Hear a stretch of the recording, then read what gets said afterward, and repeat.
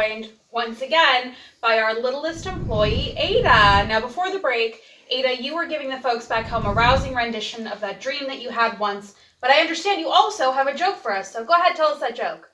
Okay. Knock, knock. Who's there? Banana, orange, poolaloo. Banana, orange, poolaloo, who? Banana, poolaloo. 1, 2, 3, orange, banana, poo. Excellent. Only 8 more waking hours of this.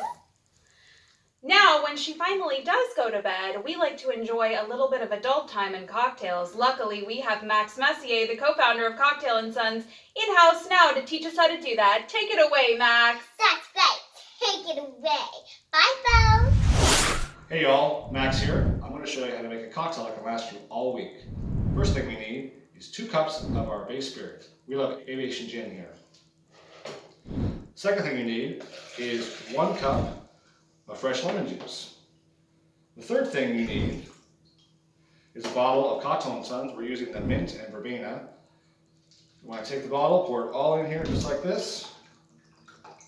You're going to take your top just like this. And you're going to do a nice quick shake to aerate.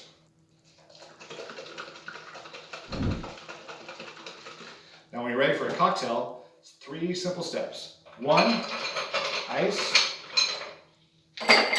2, cocktail. Pour it right over the top. 3, take some club soda or a flavored soda.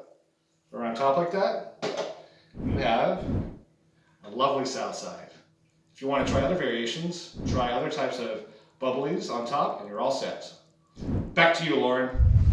Now that's something I can get behind. Join us next week when our guest will be Ada again, demonstrating a toy she found at Mardi Gras. Until then, cheers.